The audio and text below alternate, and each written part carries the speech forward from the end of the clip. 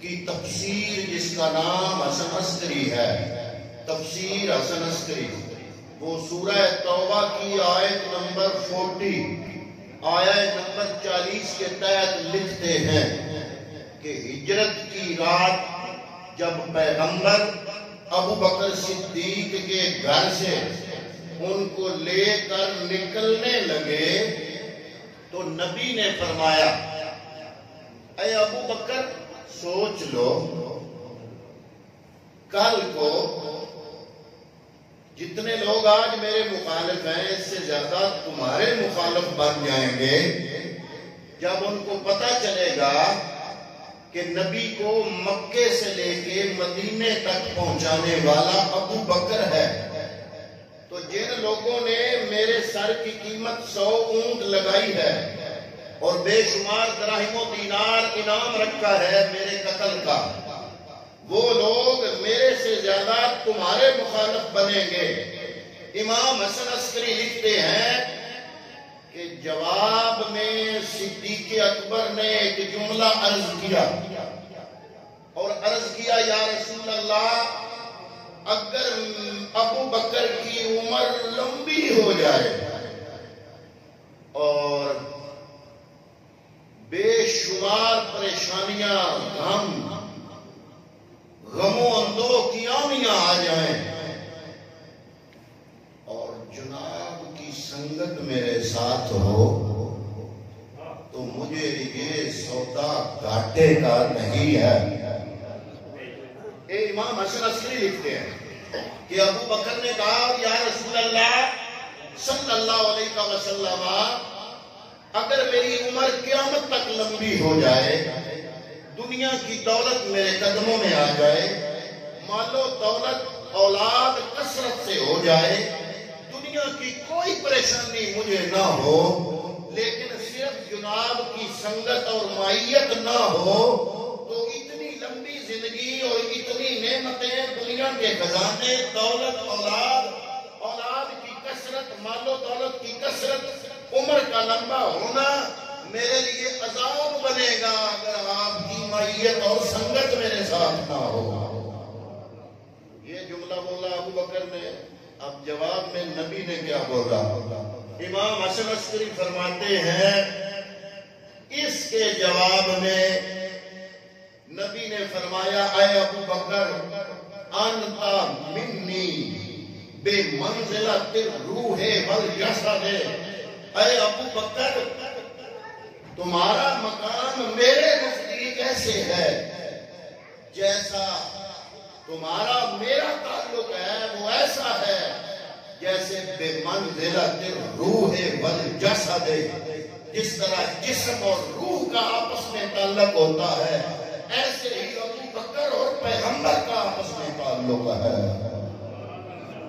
وَأَنْتَ مِنِّي بے منزلت راس والجسد، پیغمبر نے جواب ارشاد فرمایا۔ اور امام حسن عسکری لکھتے ہیں، تفسیر حسن عسکری سورہ توبہ کی آیت نمبر 40، امام حسن عسکری لکھتے ہیں پیغمبر نے جواب دیا، اے ابو بکر، انت منی بے منزلت راس والجسد، جس طرح ایک سر اور دھڑ کا رشتہ ہوتا ہے، ایسے رشتہ ابو بکر اور محمد مصطفیٰ کا ہے۔ جس طرح سر بغیر دھڑ کے نہیں اور دھڑ بغیر سر کے نہیں، اس طرح میں محمد تیرے بغیر نہیں، تو میرے بغیر نہیں۔ یہ محبت کا جملہ میرے پیغمبر نے ہجرت کی رات ابو بکر کے سامنے بولا اور لکھا کس نے؟ 11ویں امام حسن عسکری نے یہ جملہ لکھا، اور یہ غار کا واقعہ اپنوں اور پرایوں سب نے لکھا۔ اس پہ تو کوئی بھی نہیں کہہ سکتا کہ پیغمبر کا ساتھی جو دوسرا تھا وہ ابو بکر کے علاوہ کوئی اور تھا۔ یہ تو سب نے مانا، یہ دو ہی تھے ہجرت کی رات، ایک پیغمبر تھا، ایک صدیق اکبر تھے۔ اور جناب سیدنا صدیق اکبر رضی اللہ تعالیٰ عنہ میرے نبی کو لے کے جب غار کے دہانے تک آئے نا، تو آگے جالا لگا ہوا ہے، مکڑی نے بنا ہے، عرض کیا یا رسول اللہ جانے سے لگتا ہے غار کافی عرصے سے استعمال نہیں ہوئی، آپ باہر تشریف رکھیں، کوئی موذی جانور بھی اندر ہو سکتا ہے، ابو بکر پہلے جائے گا۔ صدیق اکبر نبی کو باہر چھوڑا، خود اندر گئے، جا کے غار صاف کیا، سوراخ بند کیے۔ وہاں پہ پہاڑی علاقہ تھا، پتھر کے ڈھیلوں سے بھی سوراخ بند ہو سکتے تھے، لیکن صدیق اکبر نے اپنی چادر اتاری، اس کو ٹاکی ٹاکی کیا، لیر لیر کیا، ایک ایک ٹاکی ایک ایک سوراخ میں رکھی، ایک سوراخ بچ گیا، اس میں ایڑی رکھ دی۔ خود بیٹھے، پیغمبر کو آواز نہیں، یا رسول اللہ اندر تشریف لائیے، غار صاف ہو چکا ہے۔ امام فخر الدین رازی رحمۃ اللہ تعالیٰ علیہ اپنی معارکہ آرات تفسیر کبیر میں لکھتے ہیں کہ وہ سانپ جس نے ابو بکر کی ایڑی پہ ڈسا، وہ 1000 سال سے وہاں پہ محو انتظار تھا۔ اس نے کسی نبی سے سنا تھا کہ نبی آخر الزمان ہجرت کریں گے تو اس غار میں آ کے آرام فرمائیں گے۔ تو وہ اس سانپ نے سوچا کہ زیارت تو میں بھی کرنا چاہوں گا نبی آخر الزمان کی۔ مکے میں گیا تو لوگوں کی بھیڑ اور بھگدڑ مچے گی، کوئی کہے گا مارو یہ سانپ ہے، ادھر گیا ادھر گیا، ایک رش بنے گا، بھگدڑ مچے گی، مارا جاؤں گا، کیوں نہ میں اس غار میں چھپ جاؤں۔ جب ہجرت کی رات تو نبیوں کا ایمان گزرے گا اور اس غار میں آرام کرے گا تو میں بھی اپنی آنکھوں کی پیاس بجھا دوں گا۔ امام راضی نے یہ لکھا، کہاں تک درست ہے، میں نے امام راضی کی بات آپ کے سامنے کر دی۔ اب سیدنا صدیق اکبر رضی اللہ تعالیٰ عنہ بیٹھے ہیں، سوراخ پہ ابو بکر کی ایڑی ہے، پیغمبر باہر کھڑے ہیں، ابو بکر کھڑے کر کے آئے کہ یا رسول اللہ باہر رکے، میں غار کو صاف کرتا ہوں، صاف ہو گئی تو آپ کو آواز دوں گا۔ یہ سارا نقشہ بنا کے ابو بکر اب آواز دیتے ہیں یا رسول اللہ اندر تشریف لائیے۔ حضور نبی کریم صلی اللہ تعالیٰ علیہ وسلم اندر تشریف لے کے گئے۔ اب ابو بکر کی گود میں میرے نبی کا سر ہے، سر اقدس مصطفیٰ کا ابو بکر کی گود میں، ابو بکر کی ایڑی سوراخ پر، سانپ آیا، اس نے ڈسا ابو بکر کی ایڑی پر، جب ڈنگ لگا تو پتہ تو چل گیا کہ کوئی موذی جانور کاٹ رہا ہے، سانپ بھی ہو سکتا ہے کیونکہ پہاڑی ایریا ہے۔ عقل نے کہا ابو بکر جان بچاؤ، ایڑی ہٹا لو۔ جب عشق کی داستان لکھے نا تو ابو بکر کی زندگی عشق کا پہلا باب بنتی ہے۔ صدیق کا عشق کہتا ہے ابو بکر اب تو موقع آیا ہے، سانپ ڈستا ہے تو ڈسنے دو، اپنی جان ادب مصطفیٰ پہ قربان کر دو۔ عقل کہتا ہے ابو بکر نیند تو پھر بھی آ جائے گی، تم ایڑی ہٹاؤ گے ٹانگ ہلے گی، پیغمبر کا سر تیری گود میں ہے، ٹانگ ہلنے سے پیغمبر کو جاگ آ جائے گی تو نیند دوبارہ بھی آ سکتی ہے، جان گئی ہوئی دوبارہ نہیں آتی۔ اے ابو بکر جان بچاؤ، عقل کہتا ہے ابو بکر جان بچاؤ، عشق کہتا ہے ابو بکر موقع ہے، اب یہ جان محمد عربی کے قدموں پہ نچھاور کر دو۔ تاکہ تاریخ عشق جب لکھی جائے تو تیرا عشق عشق کی پہلی داستان اور پہلا باب بنے۔ حضرات محترم، صدیق اکبر کا عشق کہتا ہے کہ زمانہ تھم جائے، نبض ہستی رک جائے، یار گود میں ہے، چہرہ بددعا میرے سامنے ہے، نگاہیں ابو بکر کی ہیں اور خلوت کمال کی حاصل ہوئی، کوئی بھی مخل نہیں ہو رہا، ایک ابو بکر ہے ایک پیغمبر ہے۔ صدیق کہتے ہیں میں تو چاہتا تھا کہ وہاں ہی قیامت آ جاتی، زمانہ رک جاتا اور اس کے بعد کوئی اور چیز دیکھنا نصیب نہ ہوتی، قیامت آ جاتی۔ صدیق اکبر کی آنکھیں ہیں، چہرہ بددعا ہے، اور تحتی کی باندھ کے چہرہ بددعا کی طرف ابو بکر صدیق رضی اللہ تعالیٰ عنہ دیکھ رہے ہیں۔ میں نے جب یہ واقعہ پڑھا تو میں حیران ہوا، ایک طرف جان رکھنے کا فرض ہے، وہ فرض ابو بکر میرے نبی کے قدموں پہ نچھاور کر رہے ہیں۔ اور ایک موقع اور بھی بنا کہ جب مولا کائنات نے عصر کی نماز نہیں پڑھی، نبی نے پڑھ لی تھی اور علی کی گود میں نبی کا سر تھا، سورج ڈوب رہا تھا۔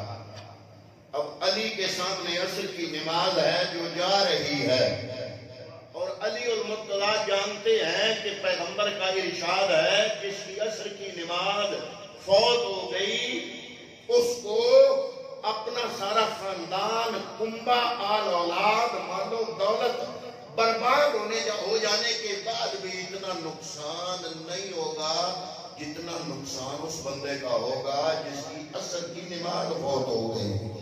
یعنی اہمیت ہے عصر کی نماز کی، اور وہ اہمیت والی نماز علی المرتضیٰ نبی کے قدموں پہ ادب مصطفیٰ پہ نچھاور کر رہے ہیں۔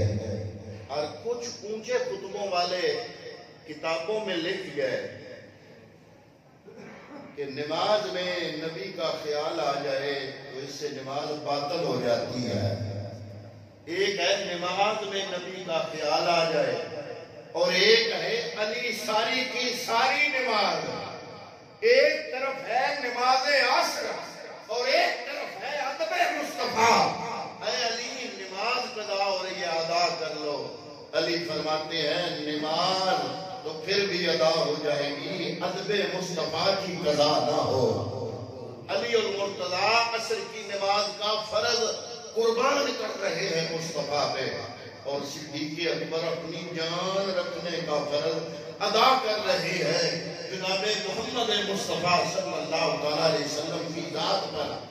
جب دوسری بار ڈسا نا سانپ نے، پھر بھی درد ہوا، 3 ڈنگ مارے، تیسرے ڈنگ پہ ابو بکر کی آنکھ سے آنسو نکلا، میرے مصطفیٰ کے بددعا کے مکڑے پہ گرا۔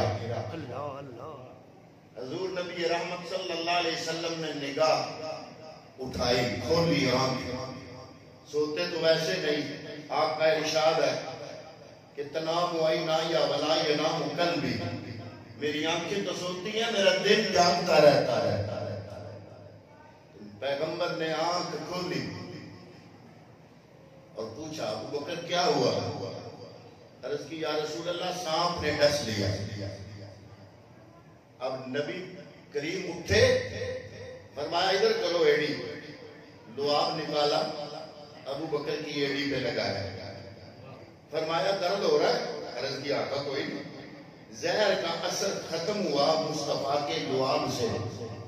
ہم اہل سنت کہتے ہیں میرے نبی کا لعاب علی کی آنکھوں پہ لگے تو میرے لیے علی بھی قابل عزت و احترام ہے، میرا امام ہے، اور وہی لعاب دہن جب ابو بکر کی ایڑی پہ لگے تو ابو بکر کیوں نہیں عزت و احترام کے قابل ہوگا؟ اب ابو بکر نے اس لیے تو جان قربان نہیں کی کہ ان کو پتا تھا کہ لعاب دہن لگ جانا ہے، اور علی نے اس لیے تو نماز قضا نہیں کی کہ ان کو پتا تھا کہ انگلی اٹھنی ہے، سورج واپس آنا ہے، دن کے شام کے بعد دوبارہ دن آنا ہے، مغرب کے بعد دوبارہ عصر ہونی ہے۔ یہ نہیں بات، بلکہ دونوں نے اپنے عقیدے کا اظہار کیا کہ جہاں ادب مصطفیٰ ہو، ادب مصطفیٰ پہ بندہ مومن کا ہر فرض قربان ہو سکتا ہے۔ اس لیے اعلیٰ حضرت امام اہل سنت نے لکھا کہ ثابت ہوا جملہ فرائض فرو ہے، اصل الرسول بندگی استاج بر کی ہے۔ وہ فرماتے ہیں ثابت ہوا کہ سارے فرائض ضروری ہیں اسلام میں، لیکن یہ سارے فرائض ادب مصطفیٰ کے فرض کی فرع ہیں۔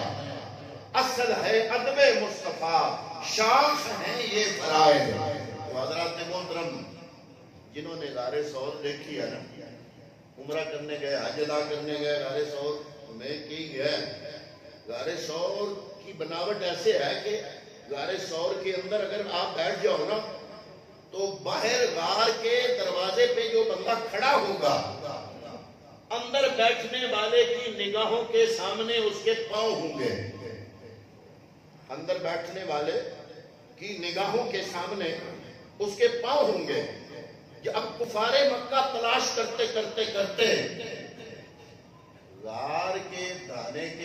پاس آئے، اب کفار مکہ کے پاؤں ابو بکر بیٹھے ہیں، پیغمبر کا سر میں ابو بکر کی گود میں ہے، اور صدیق کی نگاہیں پاؤں کو ٹکرائی تو صدیق اکبر عرض کرتے ہیں یا رسول اللہ، وہاں جملہ ایک بولا تاریخ میں موجود ہے، صدیق اکبر عرض کرتے ہیں یا رسول اللہ اگر میں قتل ہو گیا تو میں ہی ہوں گا، اور اگر آپ کو نقصان ہوا تو امت ساری کی ساری کہاں جائے گی؟ اس وقت پیغمبر نے فرمایا اے ابو بکر غم نہ کر، 3 دن اور 3 راتیں 2 بندے خلوت میں رہے، تو باتیں تو اور بھی کرتے ہیں لیکن میرے رب نے میرے نبی کی کہی ہوئی جس بات کو اچک کے قرآن کی آیت بنایا وہ یہ جملہ تھا جس جملے میں میرا پیغمبر صدیق اکبر کو فرما رہے تھے اے ابو بکر غم نہ کر، اذ یقول لصاحبہ لا تحزن ان اللہ معنا، اے ابو بکر غم نہ کر، رب کائنات ہمارے ساتھ ہے۔ حضرت عمر فاروق نے بعد میں مدنی زندگی میں ایک دفعہ عرض کیا اے ابو بکر، میں عمر نے زندگی میں بڑی نیکیاں کی ہیں، جہاد کیے ہیں، نمازیں پڑھی، شب بیداریاں کی، تہجد گزاریاں کی، روزے رکھے، عمرے پڑھے، اے ابو بکر میری زندگی کی ساری نیکیاں لے لو، وہ غار والی ایک نیکی مجھے دے دو۔ میرے پیغمبر نے سر اقدس رکھا ہوا ہے ام المومنین کی گود میں، سیدہ عائشہ صدیقہ کی گود میں، اور سیدہ عائشہ صدیقہ دیکھ رہی ہیں ستاروں کو، حضور سے پوچھا یا رسول اللہ آپ کے صحابہ میں سے کسی کی نیکیاں آسمان کے ستاروں جتنی بھی ہیں؟ تو نبی نے فرمایا ہاں۔ عائشہ صدیقہ عرض کرتی ہیں یا رسول اللہ وہ کون ہے؟ حضور نے فرمایا وہ عمر بن خطاب ہے جس کی نیکیاں آسمان کے ستاروں سے بھی زیادہ ہیں۔ تو ام المومنین نے عرض کیا یا رسول اللہ اگر عمر کی اتنی نیکیاں ہیں تو میرے باپ کی نیکیاں کیا تھوڑی ہیں ان سے؟ تو نبی نے فرمایا اے عائشہ عمر کی ساری زندگی کی نیکیاں ایک طرف اور تیرے باپ ابو بکر صدیق کی غار والی نیکی ایک طرف۔ اب عمر فاروق نے زندگی میں حج کیے، عمرے کیے، جہاد کیے، تہجد پڑھے، اور صدیق اکبر نے غار میں کون سی نیکی کی؟ غار میں نہ حج پڑھا، نہ عمرہ پڑھا، نہ قربانی دی، نہ روزے رکھے۔ غار میں جو ابو بکر نے نیکی کی وہ خدمت مصطفیٰ ہے، اور نبی کریم صلی اللہ علیہ وسلم فرما رہے ہیں اے ام المومنین، اے عائشہ عمر کی ساری زندگی کی نیکیاں ایک طرف، تیرے باپ ابو بکر صدیق کی غار والی نیکی ایک طرف۔ جب وہاں سے نکلے نا ابو بکر صدیق رضی اللہ تعالیٰ عنہ کو لوگ جانتے تھے راستے میں، تو لوگوں نے پوچھا یہ ساتھ کون ہے؟ بلکہ شیعہ حضرات کی ایک کتاب ہے ناسخ التواریخ، لکھنے والا ہے بہت بڑا عالم ہے ان کا، ایران میں چھپی ہے، محمد تقی کاشانی، 9 جلدوں میں ہے۔ ناسخ التواریخ والا لکھتا ہے کہ ابو بکر چونکہ تاجر تھے اور اکثر سفر کرتے تھے اور مختلف علاقوں کے بڑے بڑے لوگ ان کو جانتے تھے، جب ہجرت کی رات پیغمبر ساتھ تھے نا تو لوگ پوچھتے، ابو بکر کو تو وہ جانتے تھے کیونکہ ابو بکر تاجر تھے۔ یہ بات کس نے لکھی؟ شیعہ عالم دین، بہت بڑے عالم ہیں ان کے، محمد تقی کاشانی، ناسخ التواریخ، وہ لکھتے ہیں ابو بکر چونکہ تاجر تھے اور لوگ جانتے تھے، اور جب لوگ پوچھتے کہ تیرے ساتھ کون ہے، اگر وہ سیدھا جواب دیتے نا تو پھر تو حضور کے سر پر کفار مکہ نے انعام جو رکھا ہوا تھا وہ تھا 100 اونٹ، تھوڑا انعام نہیں تھا. جتنے میں آج پجارو آتی ہے اتنے میں سرخ اونٹ اس وقت آتا تھا. سرخ اونٹ مشہور تھا. چھوٹا انعام نہیں تھا. 100 اونٹ اور دراہم و دینار. اور اگر جھوٹ بولتے کوئی اور نام لے لیتے تو وہ لکھتے ہیں کہ ابو بکر چونکہ صدیق تھے, کوئی اور نام لیتے تو صدیق کی صداقت پہ دھبا لگتا. تو انہوں نے بچنے کے لیے راستہ کون سا اپنایا؟ عربی میں کہتے ہیں, گرامر میں ایک اصطلاح ہے توریا. توریا کا مطلب ہے کہ ایک لفظ کے 2 معنی ہوں. ایک معنی دور والا ہو, ایک قریب والا ہو, اور جو بول رہا ہے وہ اس لفظ کا دور والا معنی ذہن میں رکھ کے بولے اور سننے والا قریب والا معنی سمجھے تو وہ جھوٹ نہیں ہوگا. یہ تو اس سننے والے کی سمجھ پہ منحصر ہے نا کہ کیا سمجھے. اب یہ شیعہ حضرات کے عالم دین محمد تقی کاشانی ناسخ التواریخ میں لکھتے ہیں کہ جب کوئی پوچھنے والا ابو بکر سے پوچھتا کہ یہ تیرے ساتھ کون ہے, مما کا تیرے ساتھ کون ہے, تو ابو بکر کہتے رجلن یہدینی السبیل, یہ وہ بندہ ہے جو مجھے راستہ دکھاتا ہے. اس پرانے زمانے میں سڑکیں تو بنی ہوئی نہیں تھی نا, تو جس نے سفر دور کا کرنا ہوتا تھا نا وہ ایک علاقے کا بندہ اپنے ساتھ لے لیتا کہ فلاں علاقے تک تم مجھے پہنچا دو. جب وہ پہنچا دیتا تو اس کو تھوڑا بہت انعام دے کے فارغ کر دیتا, وہ واپس آ جاتا. اگلے علاقے کا بندہ اور کوئی لے کر ہائر کر لیتا ہو کہ تم مجھے اگلے علاقے تک فلاں علاقے تک پہنچا دو. اس کو بھی کوئی نہ کوئی وہ انعام دے دیتا. تو اس کو کہتے تھے کہ یہ وہ بندہ ہے جو میں نے اپنے ساتھ رکھا ہے تاکہ مجھے راہ بتائے. اب جو سننے والے تھے ان کے نزدیک تو وہ مکہ اور مدینے کا راہ تھا نا, لیکن ابو بکر کے دماغ میں یہ شیعہ اہل دین حضرت مولانا محمد تقی کاشانی یہ لکھتا ہے ناسخ التواریخ میں کہ جب سننے والا سمجھتا تھا مکہ اور مدینے کا راستہ ہے, صدیق اکبر اپنی ہدایت کا راستہ اپنے دماغ میں رکھ کے جملہ بولتا رجل یہدینی السبیل, یہ وہ ہستی ہے جو مجھے صراط مستقیم کا راستہ بتاتی ہے. حضرات محترم, اب کچھ ملنگ کہتے ہیں کہ ہجرت کی رات ابو بکر راستے میں کھڑا تھا, پیغمبر وہاں سے گزرے تو حضور نے اس لیے ساتھ لے لیا کہ مکے کے کافروں کو اطلاع نہ دے دے. تو اپنے عالم دین کی بات ہی سن لو, پھر یہ اتنا توریا کرنے کی ابو بکر کو ضرورت تو نہیں تھی. کوئی راستے میں پوچھتا تو بتا دیتے کہ مجھے بھی 100 اونٹوں میں سے اپنا کمیشن دے دینا, یہ ہے وہ محمد جس نے ساری کی قیمت 100 اونٹ کفار مکہ نے رکھی ہے. اور اس سے بھی زیادہ آسان نہیں تھا کہ جب ہجرت کی رات میرا پیغمبر اپنے کاشانے سے نکل کے ابو بکر کے گھر آئے تو حضرت ابو بکر گھر کے دروازے کھڑکیاں بند کر کے چھت پہ چڑھ جاتے اور مکے کے لوگوں کو آواز دیتے کہ جس کی تلاش میں ہو وہ ہستی میرے گھر میں ہے اور انعام میں مجھے بھی کچھ دو. لیکن انعام لینے والے, اللہ اکبر, میں پہلے بھی عرض کر چکا ہوں کہ آپ کا باپ ابو قحافہ اس وقت نابینا ہو گئے تھے اور ابھی اسلام قبول نہیں کیا.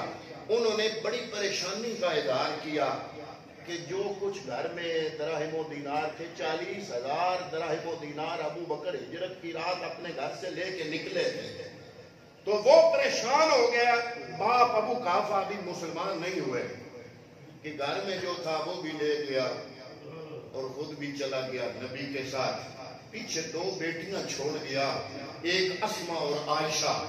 اب میں دادا ہوں ان کا اور بوڑھا بھی ہوں, نابینا بھی ہوں, میں ان کو کہاں سے پالوں گا. تو حضرت اسما صدیق اکبر کی بڑی بیٹی, انہوں نے چند ٹھیکریاں لی, کپڑے میں لپیٹی, کپڑے کی 2-3 تہیں لگائیں, اپنے دادا نبینا ابو قحافہ کے پاس آئیں, ان کا ہاتھ پکڑا اور اس پوٹلی پہ رکھ کے کہا کہ ابا جی لے کے کچھ نہیں گئے، یہ دیکھو اس کوٹلی میں سارے درہم و دینار چھوڑ کے گئے ہیں۔ حضرات محترم، وہ حضرت اسماء اس طریقے سے اپنے دادے کو مطمئن کر رہی ہیں تو پتہ چلا ہجرت کی رات سارا خاندان، آپ کا جو غلام ہے وہ جس کی ڈیوٹی تھی نا ابو بکر کا اجڑ چراتا تھا، ریوڑ بکریوں کا، وہ ریوڑ کو شام کو لے آتا، سارا دن چرا چرا کے نا شام کے قریب غار کے دانے تک لے آتا، دودھ دوتا اور غار میں دے کے چلا جاتا۔ حضرت عبد الرحمن جو صدیق اکبر کے بیٹے تھے وہ دودھ دے جاتے اور اپنے غلام کو کہتے کہ جس راستے سے چل کر میں آیا ہوں ریوڑ کو اس راستے سے گزار دو تاکہ میرے نقش قدم کو دیکھ کر کوئی کافر غار ثور کی طرف نہ آ سکے۔ ابو بکر کا تو سارا گھرانہ میرے نبی پہ قربان ہو رہا ہے۔ تو کیسے پہنچے مدینہ میں، وہ منظر ایک عجیب منظر تھا، وہ انشاءاللہ اگلے جمعے پہ بیان کروں گا۔ دعا ہے کہ اللہ رب العالمین صحابہ کرام کی عظمت سمجھنے کی توفیق عطا فرمائے۔ وما علیہ الا البلاغ۔